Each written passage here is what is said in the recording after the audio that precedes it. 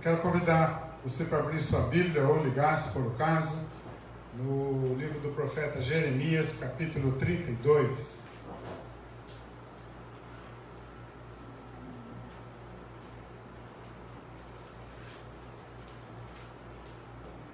Jeremias, capítulo 32.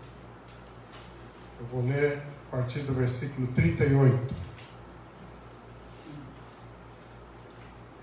Jeremias 32, a partir do 38. Eles serão o meu povo e eu serei o seu Deus. Dar-lhes-ei um só coração e um só caminho, para que me temam todos os dias para o seu bem e bem de seus filhos. Farei aliança com eles, eterna, segundo a qual não deixarei de lhes fazer o bem. E porei o meu temor no seu coração, para que nunca se apartem de mim. Alegrar-me-ei por causa deles, e lhes farei bem. Plantá-los-ei firmemente nesta terra, de todo o meu coração e de toda a minha alma. Porque assim diz o Senhor, assim como fiz vir sobre este povo todo esse grande mal, assim lhes trarei todo o bem que lhes estou prometendo. Comprar-se-ão campos nesta terra, da qual vós dizeis, está deserta, sem homens nem animais, está entregue nas mãos dos caldeus. Comprarão campos por dinheiro e lavrarão as escrituras, e as fecharão com selos, e chamarão testemunhas na terra de Benjamim, nos contornos de Jerusalém, nas cidades de Judá, nas cidades da região montanhosa, nas cidades das planícies e nas cidades do sul, porque lhes restaurarei a sorte, diz o Senhor. O capítulo se encerra com: lhes restaurarei a sorte, diz o Senhor. Vamos orar mais uma vez. Pai de amor, nós queremos te pedir que o Senhor nos dê, Senhor, condições de compreender a tua palavra. Nos dê a graça, Pai, da compreensão, e também, Senhor, para que possamos ser desafiados pela tua palavra. Fala, Pai, aos nossos corações nessa noite e usa-nos conforme a tua vontade. É o que te pedimos em nome de Jesus. Amém. Nesse texto aqui do profeta Jeremias, ele está vivendo o dilema da invasão da Babilônia, da destruição de Jerusalém. Esse é o contexto que está se vivendo aqui. Eu vou pedir para você deixar sua Bíblia aberta aí no livro de Jeremias. Nós vamos dar uma passeadinha ao longo da mensagem aqui nesse texto. Jeremias é um pregador da palavra de Deus, é um profeta, ele recebe as instruções de Deus, e obviamente que o povo não ficava muito satisfeito quando Jeremias falava lá, dava o seu discurso, levava as mensagens de Deus ali para o povo. E Jeremias era bem objetivo. Ele estava dizendo nesse momento para o povo: não adianta você fazer nada, nós vamos ser invadidos. Nós, na verdade, pecamos, e esse é o juízo de Deus sobre nós. Nós cometemos um pecado, e o Senhor combinou isso conosco. Nós vamos olhar alguns textos, mas eu quero lembrar aqui, pelo menos o pessoal do Núcleo Santa Mônica, já vou fazer uma propaganda aqui do nosso núcleo de estudo bíblico, mas a gente vem lendo a Bíblia ao longo desses últimos 3 anos, e vimos isso, vimos o povo sair ali, atravessar o deserto, e ali vendo Josué, e Deus falando para o povo: cara, vocês vão lá para aquela terra, não se misturem com aquele povo, eles têm outros deuses, eles têm outros ídolos. Mas o povo não ouviu o que o Senhor falou. E aí você vai lendo o livro dos Juízes, você vai lendo o livro de Reis, você vai vendo, fez o que era mal perante o Senhor, fez o que era mal perante o Senhor, fez o que era mal perante o Senhor. Esse que a gente vai vendo, e aquele povo não obedeceu. E agora chegou o momento do juízo de Deus, e isso que o Jeremias está falando para eles. Diz que nós deveríamos obedecer e nós não fizemos isso. Ele está falando isso para o povo. Nossos líderes se desviaram do caminho do Senhor e agora chegou o nosso juízo. Veja o que a palavra do Senhor vai falar lá, está falando lá em Jeremias 21, a partir do versículo 3. Ele diz assim: então Jeremias lhes disse: assim direis a Zedequias, assim diz o Senhor, o Deus de Israel: eis que farei retroceder as armas de guerra que estão nas vossas mãos, com que vós pelejais fora dos muros contra o rei da Babilônia e contra os caldeus, que vos oprimem. Tais armas eu as ajuntarei no meio dessa cidade. Pelejarei eu mesmo contra vós outros, com braço estendido e mão poderosa, com ira, com indignação e grande furor. Ferirei os habitantes dessa terra, tanto homens quanto animais, de grande pestilência morrerão. Depois disso, diz o Senhor, entregarei Zedequias, rei de Judá, e seus servos, e o povo, e quantos desta terra restarem na pestilência, a espada da fome na mão de Nabucodonosor, rei da Babilônia, na de seus inimigos e na dos que procuram tirar-lhes a vida. Feri-los-á a fio de espada, não os poupará, não os compadecerá, nem terá misericórdia. No 10 diz assim, pois voltei o rosto contra essa cidade para mal, e não para bem, diz o Senhor. Ela será entregue nas mãos do rei da Babilônia, e este a queimará. Ele fala ali no versículo 4, farei retroceder as armas de guerra. Ele está dizendo que tornaria ineficaz qualquer resistência contra os babilônios. No 5 e 6 ele está dizendo que os pecados de Judá o transformaram o Senhor como inimigo do povo. É pesado o que ele fala, pelejarei eu mesmo contra vós outros, com braço estendido e mão poderosa, com ira, indignação e grande furor. O juízo de Deus que havia se abatido sobre o reino do norte 150 anos atrás, agora ele tinha chegado ao reino de Judá. Nos textos que seguem nessa parte, nós vamos ver várias profecias que Jeremias vem falando contra a casa real, contra Salom, contra Joaquim, contra Jeconias, contra os maus pastores, contra os falsos profetas. E no capítulo 25 ele fala quanto tempo vai durar isso. Lá no versículo 4 ele diz, obrigado, lá no capítulo 25, a partir do versículo 4, ele diz assim, também começando de madrugada vos enviou o Senhor todos os seus servos, os profetas, mas vós não os escutastes, nem inclinastes os ouvidos para ouvir, quando diziam, convertei-vos agora cada um do seu mal, do caminho e da maldade das ações, e habitai na terra que o Senhor vos deu a vossos pais desde os tempos antigos para sempre. Não andeis após outros deuses para servirdes e para os adorares, nem provoqueis a ira com as vossas obras das vossas mãos, não vos farei mal algum. E como eu disse, a gente vai lendo isso ao longo do tempo. Deuteronômio já fala isso, a gente vai vendo. Aquele povo lá é ruim, aquele povo adora outros deuses, não se misture com aquele povo. Mas agora o profeta está só repetindo o que já vinha sendo falado. É só você ir lendo dentro da Bíblia que você vai lendo que várias vezes o Senhor alerta o povo. No 8 diz, portanto assim diz o Senhor, visto que não escutastes as minhas palavras, eis que mandarei buscar todas as tribos do norte, diz o Senhor, como também a Nabucodonosor, rei da Babilônia. Veja o que ele fala aqui, Nabucodonosor, rei da Babilônia, meu servo. E eu os trarei contra essa terra, contra os seus moradores e contra todas essas nações em redor, e os destruirei totalmente, e os porei por objeto de espanto, e de assobio, e de ruínas perpétuas. Farei cessar entre eles a voz de foguedo e alegria, e a voz do noivo e da noiva, e o som das mós, e a luz do candeeiro. Toda essa terra virá a ser um deserto e espanto. Essas nações servirão ao rei da Babilônia por 70 anos. Acontecerá que quando cumprirem os 70 anos, castigarei a iniquidade do rei da Babilônia e desta nação, diz o Senhor, como também da terra dos caldeus, e farei deles ruínas perpétuas. Ou seja, aquele tempo de juízo, aquele tempo de castigo ia durar 70 anos, e na sequência então Deus mostra um tempo de restauração.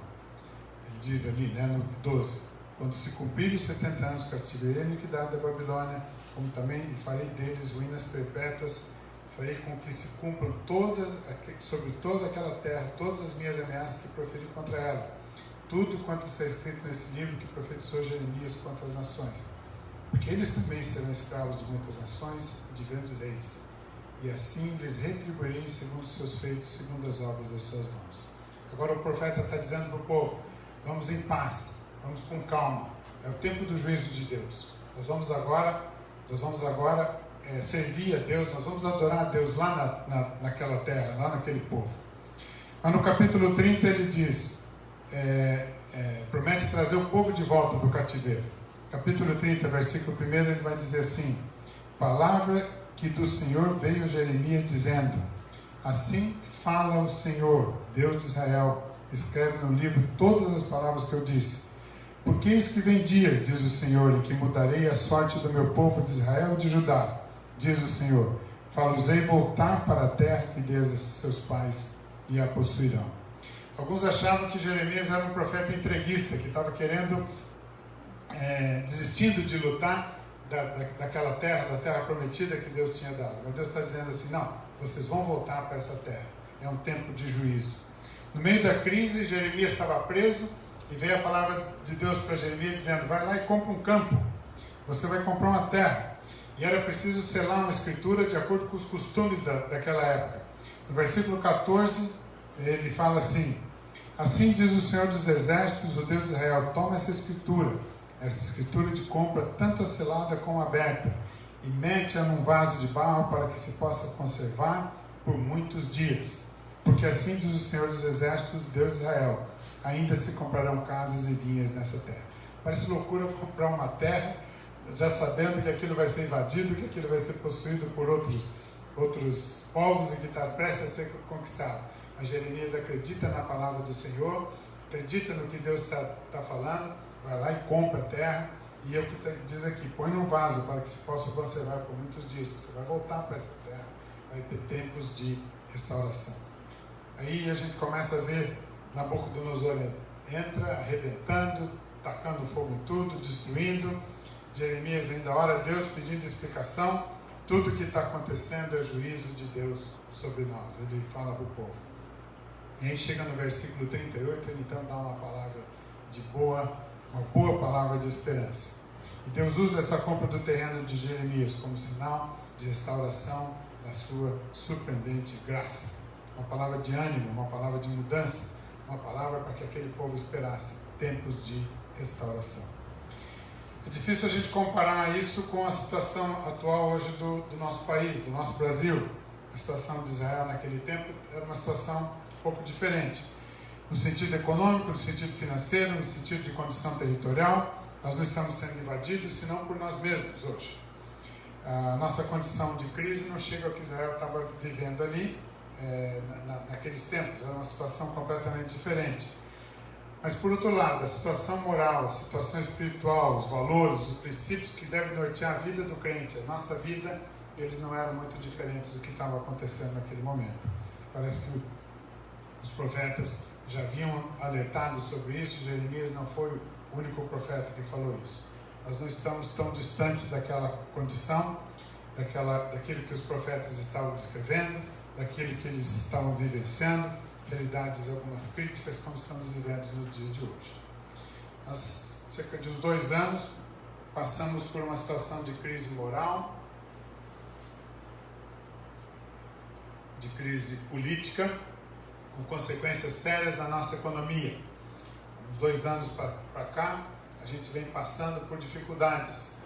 Quem tem negócio, quem tem comércio, quem tem empresa, quem trabalha, quem tem emprego, né? Muita gente perdeu emprego nesse período, muitas empresas fecharam. Tem alguns exemplos na empresa que eu trabalho. Nós temos uma das nossas empresas, ela lida com recursos humanos, principalmente mão de obra temporária e recrutamento e seleção. E o nosso maior mercado era Joinville. Joinville, a gente sabe, é a maior cidade do estado, uma cidade bem industrializada, e de repente aquilo que era o trabalho temporário, que as indústrias utilizam no excesso, para atender excesso de demanda na sua produção, acabou. Simplesmente acabou. E aquilo que era recrutamento e seleção, que fazia um trabalho pesado de recrutar gente, selecionar pessoas para trabalhar naquelas indústrias, também acabou. A empresa ela começou de 2016 para cá a despencar. Por quê? Porque o mercado travou. Passamos por uma crise sem precedentes na nossa história. Mas apesar dessa crise econômica que a gente está vivendo, acreditamos que estamos saindo dela, a gente também vive uma crise moral e espiritual que tem atingido as nossas famílias de uma maneira muito, muito violenta, eu diria.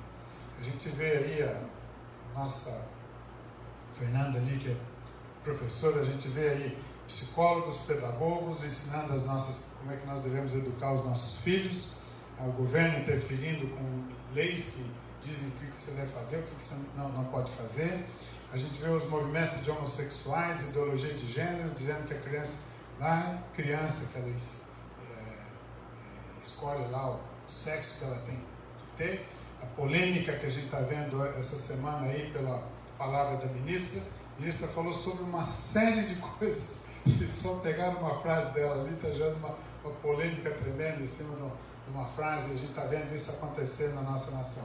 Hoje ainda estava vendo ali, acho que no LinkedIn, uma professora que coloca uma postagem dizendo assim, eles vão ensinar, vão fazer com que a gente cante o hino nacional na entrada da escola, mas lá dentro da classe quem manda é o professor, e lá eu vou continuar ensinando o que eu sempre ensinei, a questão de ideologia de esquerda e tal, e outras coisas lá. Posta isso com maior tranquilidade dentro da rede social. Então, a gente vem vendo alguns movimentos que muitas vezes nos impedem de falar sobre as Escrituras, nos impedem de mostrar o que a gente fala, porque muitas vezes a gente acaba até ofendendo determinados grupos quando a gente vai falar sobre o que a Escritura nos afirma e que nos fala. Isso muitas vezes é ensinado para os nossos filhos nas nossas escolas. Mas parece que a gente pode ver algum momento, alguma esperança pela frente. A gente vê que a inflação começou a cair, aí vem uma crítica aí, nada contrário, porque quem trabalha com a economia sabe o que aconteceu, mas quem não trabalha começa a criticar a questão do salário mínimo, que foi o primeiro ato do novo presidente. Isso é um reflexo da inflação. Havia uma inflação prevista na regra do jogo, que foi definida já 2 anos atrás, parece, de que a inflação seria 4,6, mas a inflação caiu e por isso que o salário mínimo no decreto foi menor do que deveria ser. Em vez de 1.006, ficou 998. Então, a gente está vendo a inflação caindo, dólar estabilizado, pelo menos, mais ou menos tranquilo. A questão do desemprego, a gente vê que ele começa a reduzir. Eu vi um gráfico esses dias, ele tem uma queda grande assim, depois ele começa a subir. A questão do emprego, ela tem uma queda muito grande, mas já começou a se recuperar. A gente começa a ver sinais que dão um pouco alento, dão um pouco alívio, e que a gente começa a ver tempos de restauração no nosso país. Mas será que o Brasil pode absorver essas palavras de esperança deixadas há tantos séculos atrás, há tanto tempo atrás? Será que as nossas autoridades, os poderes da nação, vão conseguir desfrutar esses tempos de restauração? Eu espero que sim. Eu espero que sim. Mas não cabe só a eles. Nós temos que considerar a parte final desse capítulo e trazer isso para nós, para as nossas vidas, para os nossos dias, que nós também temos que fazer a nossa parte. Porque tempos de restauração, eles não passam por situações econômicas, situações de crise, situações de estabilidade social, mesmo políticas. Isso é circunstâncias, é do momento. E às vezes a gente perde, dentro desses momentos, a gente perde aquilo que é essencial para nós e deixa de lado um pouco a palavra de Deus, deixa de lado um pouquinho para saber que a palavra de Deus nos traz segurança, ela nos traz essa visão de uma expectativa boa para a gente descobrir que existem tempos de restauração. E é sobre isso que eu gostaria de colocar rapidinho três pontos sobre esse assunto. Em primeiro lugar, o tempo de restauração passa pela cristalização da nossa identidade. Cristalização quer dizer é o ato de cristalizar, de fixar, de imobilizar, de deixar alguma coisa como certa, como fixa. Ter uma forma cristalina é não ter mais mudança, deixar ali como um cristal, não muda mais, né? É ficar no mesmo estado, ficar na mesma situação. Isso quer dizer a fixação da nossa identidade cristã, a identidade que temos com Cristo, a identidade que nós temos com o povo de Deus. A identidade que nós temos com o povo de Deus. Isso nós precisamos fixar e estar com isso bem firme.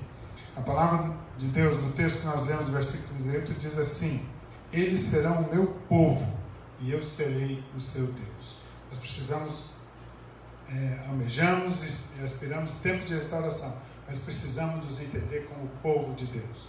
Nós somos povo de Deus, nós precisamos assumir a nossa identidade, nós precisamos revelar o nosso diferencial.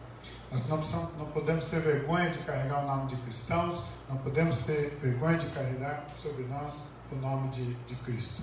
É preciso a gente desfraldar a nossa bandeira de cristão bem alto e fazer diferença nessa sociedade que nós vivemos. Nós precisamos confrontar valores, nós precisamos confrontar princípios que muitas vezes estão ao nosso redor, dizendo assim: vocês são retrógrados, vocês são ultrapassados, e agora as coisas são diferentes, nós vivemos numa modernidade. Não. O que para nós a palavra de Deus ela é eterna, ela é a mesma o tempo todo. Por isso nós precisamos cristalizar isso, deixar isso bem firme, bem arraigado e fazer diferença onde a gente vive. Por quê? Porque o Senhor que nós temos é o mesmo ontem, é o mesmo hoje, é o mesmo que vai ser eternamente. Vale a pena a gente lembrar aqui, um ano e pouco atrás, nós comemoramos a Reforma Protestante, 500 anos de Reforma, né? E um dos pilares daquela reforma era o quê? Somente as Escrituras. Aqui está essa palavra que diz que nós somos povo de Deus, nós somos seu povo. Gênesis 12, né, Deus chama Abraão para quê? Para formar uma grande nação. Ele fala: de ti farei uma grande nação, se tu uma bênção. E da mesma forma que ele diz: de ti também serão abençoados todas as nações da terra. E a partir de Abraão, então, se constitui o que nós temos como povo de Deus, esse povo que lá atrás pecou, esse povo que lá atrás estava sendo castigado, mas é esse povo que fez com que o Evangelho chegasse até nós nos dias de hoje.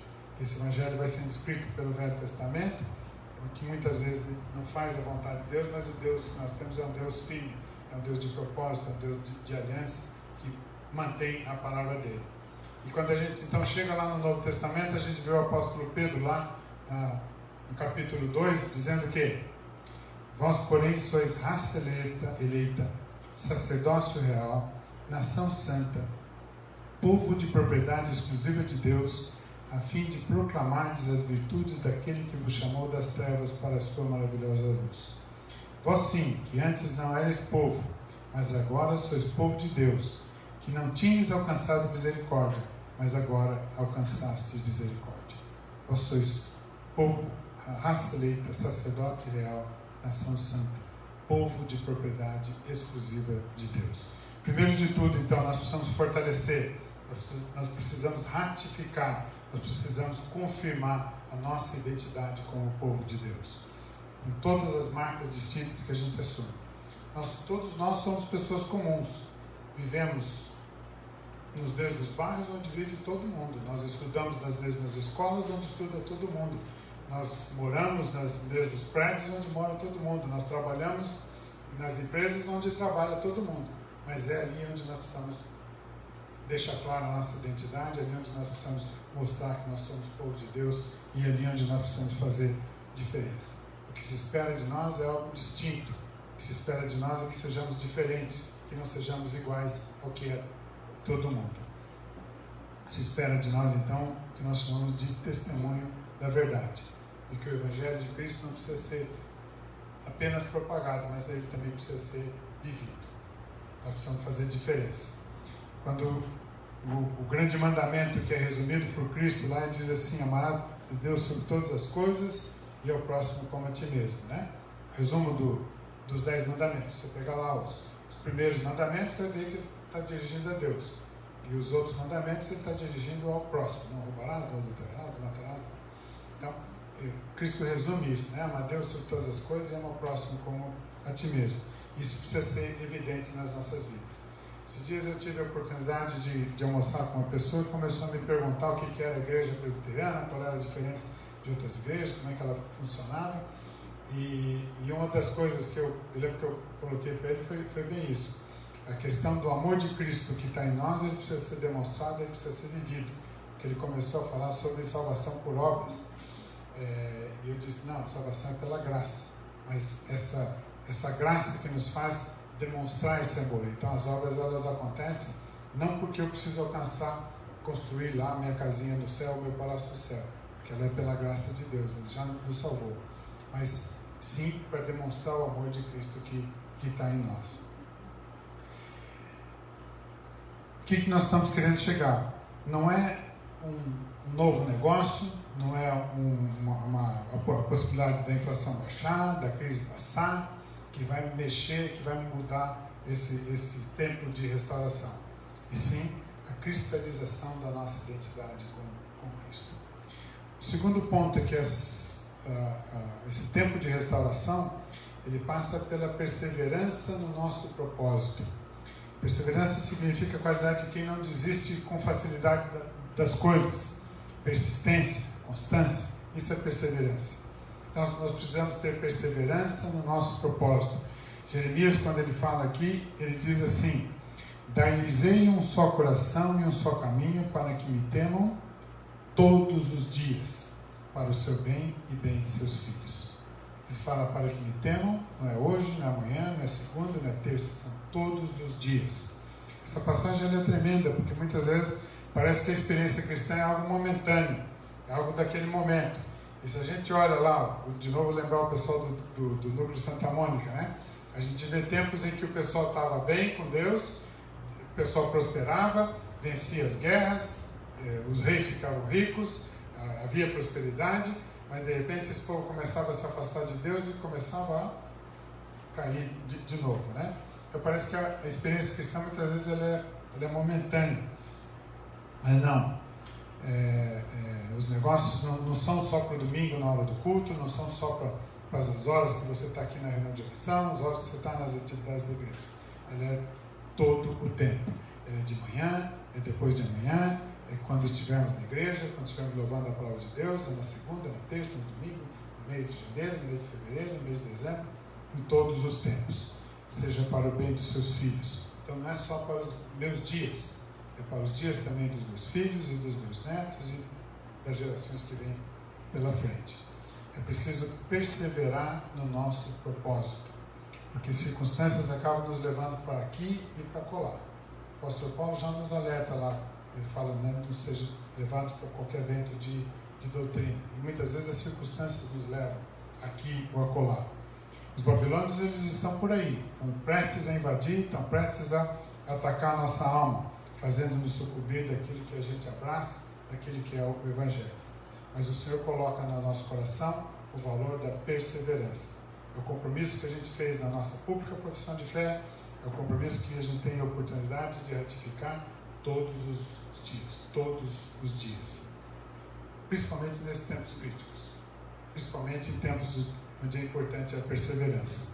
Aliás, ela sempre decorre muitas vezes de situações como esta, né? Paulo diz que a gente nos gloria na esperança, nos gloriamos na esperança da glória de Deus e nos gloriamos também nas tribulações. E é justamente nas tribulações que vai exigir perseverança. A gente sabe de casos que pessoas que às vezes nas crises acabam se afastando de Deus e começam a questionar Deus. Por que Deus permitiu que isso acontecesse? E muitas vezes se afastam de Deus. O que Ele quer de nós é perseverança no nosso propósito. É justamente a perseverança que vai nos trazer o caráter experimentado, vai nos trazer a fé, vai nos mostrar essa experiência de fé. Pode ser que as coisas às vezes se acalmem, fique mais fácil para uns e para outros, mas nós precisamos ter perseverança, mesmo nas tribulações. É preciso temer o Senhor todos os dias, para o nosso bem e bem dos nossos filhos. É para isso que Deus nos deixou a sua aliança. Então, tempos de restauração passam por cristalização da nossa identidade. Nós não devemos ter vergonha do Evangelho, nós não devemos ter vergonha de dizer que somos servos de Cristo. Nós, ainda que os valores e os caminhos sejam outros, precisamos manter firmes também no nosso propósito. Haja o que houver, venha o que vier, como diz a música, nós vamos manter firme no nosso propósito. Em terceiro lugar, tempos de restauração passam também por tornar evidente o nosso temor a Deus. Versículo 40 ele diz assim: farei com eles aliança eterna, segundo a qual não deixarei de lhes fazer o bem, e porei o meu temor no seu coração, para que nunca se apartem de mim. A expressão temor a Deus, ou temor no coração, ela está bem evidenciada no texto. E essa é a forma que nós temos de tratar a nossa relação com Deus. E muitas vezes a gente não se aprofunda como deveria. Provérbios diz lá, né? O temor do Senhor é o princípio do saber, mas os loucos desprezam a sabedoria e o ensino. Eclesiastes diz: de tudo que se tem ouvido, a suma é: teme a Deus e guarde os seus mandamentos, porque isso é dever de todo homem. Agora, temor a Deus não é ter medo de Deus. E uma vez o meu patrão me perguntou por que eu falei pessoas que temem a Deus, né? Ele ficou: por que temer a Deus, né? Deus não é bom, né? Por que temer a Deus? E isso é uma expressão interessante. A questão é, quando você teme alguma coisa, qual é a tua reação normalmente? Se afastar? Não, estou querendo chegar a outra coisa. Você tem medo do escuro, você vai no escuro? Não. Você se afasta do escuro, você vai para o lugar claro, né? Eu tenho medo do Irani, não chego perto dele, eu fico longe dele, né? Essa é a tendência da gente. Quando a gente tem medo, a gente se afasta das coisas que a gente tem medo. Mas ao contrário de Deus aqui, é diferente. O temor a Deus, ele muda a figura. Ele tem outro significado. É reverenciá-lo, é honrá-lo, é respeitá-lo. Isso que é temor a Deus. O respeito é mais do que uma formalidade, é mais do que uma liturgia. Aqui dentro da igreja, a gente costuma ficar de forma reverente, mas isso tem que ser bastante prático na nossa vida. É ter Deus constante nas nossas vidas e reverenciá-lo de forma constante. Não adianta vir só ao templo, vem à igreja, adora, ora, canta e tal. Não, isso tem que fazer parte do nosso dia a dia. E a nossa vida vai revelar um temor a Deus de que forma? Os nossos negócios não podem ser escusos, nós temos que fazer as coisas direitas, não podemos pronunciar palavras dentro do que a gente vive que não sejam cabíveis, nós não devemos ter pensamentos, eles têm que ser desvaneios infindáveis, a gente tem que ter certeza no que está falando. Nós devemos revelar o nosso temor a Deus dentro da nossa casa, no trato conjugal, na relação com os nossos filhos, nós devemos também no convívio com aqueles que nos rodeiam. Isso faz parte dentro do que é a nossa vida, de mostrar que Deus está presente na nossa vida, que nós reverenciamos a Deus, que nós respeitamos a Deus, que nós honramos o nosso Deus. É isso que nós fazemos. Por isso que a gente chega então ao final do texto, e onde ele diz, restaurarei a sorte, diz o Senhor. E eu creio nisso.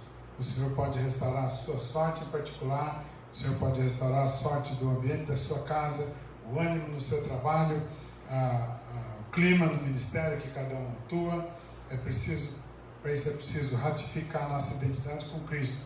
Nosso testemunho como cristão, nós não podemos ter vergonha de dizer que somos crentes, nós não podemos ter vergonha de dizer que vivemos para Cristo, que somos de Cristo. É preciso que a gente persevere nisso. É preciso que, mesmo que as situações estejam ruins, mesmo que as situações estejam desagradáveis, é preciso que a gente persevere nisso. E é preciso que a gente evidencie no nosso cotidiano, na nossa vida, o temor a Deus, o respeito a Deus, que as pessoas possam realmente ver isso na nossa vida. As provas de fé elas vão surgir sempre no meio de provações. Jeremias foi lançado numa prisão, e no momento que ele estava na prisão, Deus disse para ele, vai lá e compra um campo. E Jeremias era o cara que Deus estava falando para ele, vem aí o rei da Babilônia e vai levar você 70 anos do cativeiro. E mesmo assim, ele acredita na palavra de Deus, ele sabe que a única esperança é a palavra de Deus, e vai lá e compra o campo. Mesmo assim, ele vai lá e compra o campo, sabendo que a terra ia ser invadida, sabendo que a terra ia ser conquistada. E a nossa fé, nesse momento, muitas vezes ela tem que estar além da razão. Pela razão, Jeremias não teria comprado o campo. Ela tem que estar além da razão. Nós devemos andar com fé na palavra do Senhor, mesmo que as circunstâncias nos pareçam contrárias. Jeremias demonstrou essa fé, e essa fé nasce da palavra que é alimentada por ela. E se você olhar ali, depois você olha na sua casa, no versículo 16 a 25, depois que ele assina a Escritura, ele faz uma oração para Deus, ali uma oração bonita, onde ele alimenta isso com Deus, vendo que a fé dele é muito importante.